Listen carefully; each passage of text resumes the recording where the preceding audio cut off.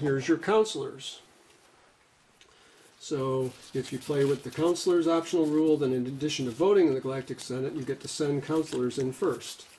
And they have unique pictures for each race and unique named counselors. Here's the counselors for the Borg, effectively, the L1Z1 MindNet.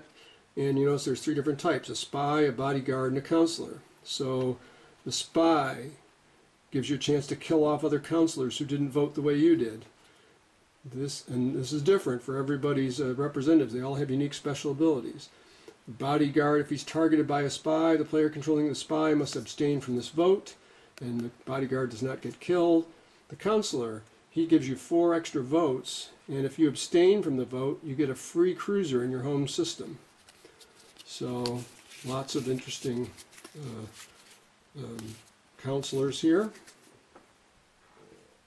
Now, of course, you can wheel and deal and make all kinds of promises when you're in the midst of voting or for a new law, but you can also now give out promissory notes, which is a binding promise, and everybody gets the same set of these that they can give out. So here's the yellow deck, for example. I can make it possible for that player who I give this to win with 1 less victory point. When I give you a promissory note, I make you promise, and you must vote the way that I said I wanted you to vote. So if you accept the promissory note, you have to vote the way I tell you. Monetary concession, you can force me to give you all my trade goods. So these are kept until later. And for example, I'd wait until you had a lot of trade goods, and they'd say, I'm ready to exercise the monetary concession you gave me. Voting concession, promise of protection, you may force me to target a different representative with a spy. Territorial concession, during space combat, you may force me to retreat from the battle. So those are the promissory notes. Now, I'm not going to go through in detail the cards associated with the Fall of the Empire special scenario. I have not played that scenario yet. It's new with the latest expansion, and we haven't tried it. But just to show you what's included, there is a deck of agenda cards that, oh, sorry, that was a treaty card.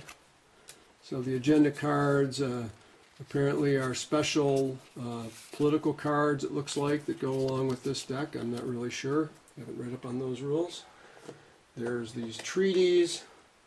Not sure what they do at all. Maybe there's some kind of like promissory note or something. Looks like each race gets their own specific treaties that they can do. There's a special objective that looks like it is one way to end the game in that special scenario.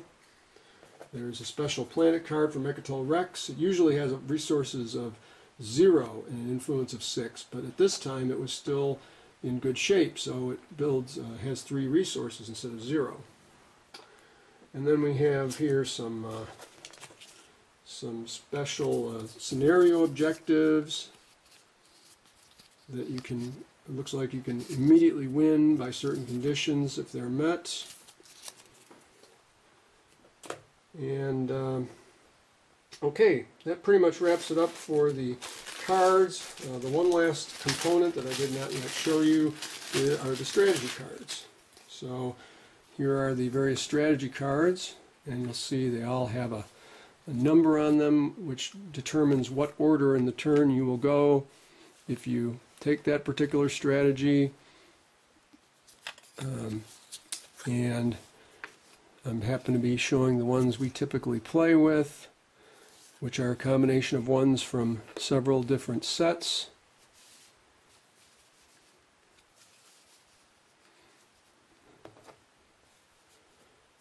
And let's see, well, there's several number 2 cards. I'll just put, let's see, assembly 2, okay.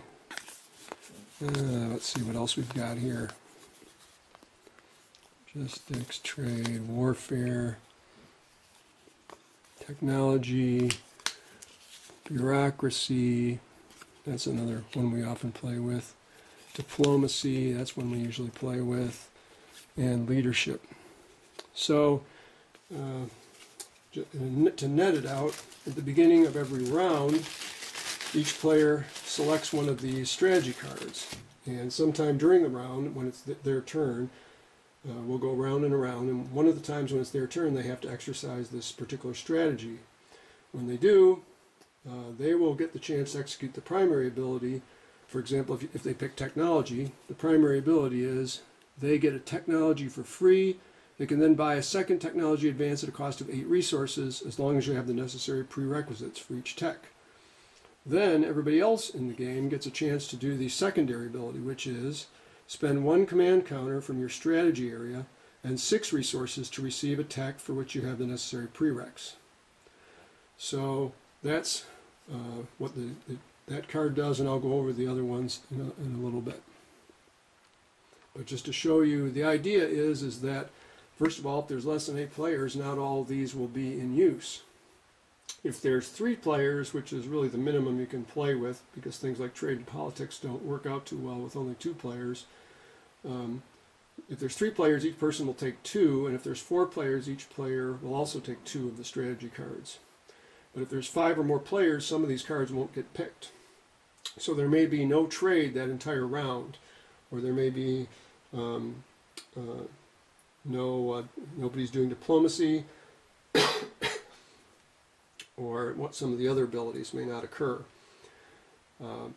So you have to sort of decide when you're picking something, is there something you just can't live without if that doesn't happen this turn, or do you really want to be the one to get the primary ability of that particular strategy? Again, the cards picked, the numbers will determine the sequence of play.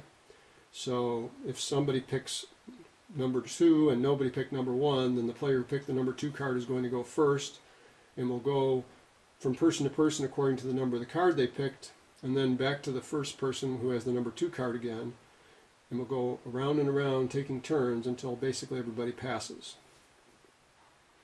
And then we will do the status phase of the turn, which is kind of the cleanup phase, where you try to see if you scored any objectives and refresh cards and so forth. Just like to show you a couple of the cheat sheets that I have downloaded from Boardgame Geek that I use to help me go through the game. Here's one that is the game setup. Helps you set up the galaxy, just saves you finding that particular page in the rules and so forth. Here is little cards that represent what the leaders can do and what happens if they're like on a ship that gets blown up or on a planet that gets invaded. So I can hand one of these out to each player. I also have this little reference card that shows for supernovas, asteroid belts, and ion storms, etc. You know, can you move in? Can you move out? Can you move through? Anything happen if you're the attacker or the defender in those particular areas? And finally, just to give you an idea, this sheet I thought was interesting.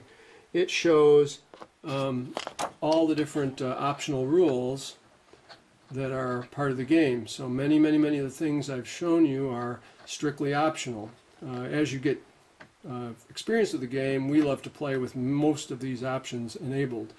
But it's obviously they can be disabled if you want to some will make the game go slower, and you can drop those, or ones that are too complicated, or for your initial games you don't want too many rules.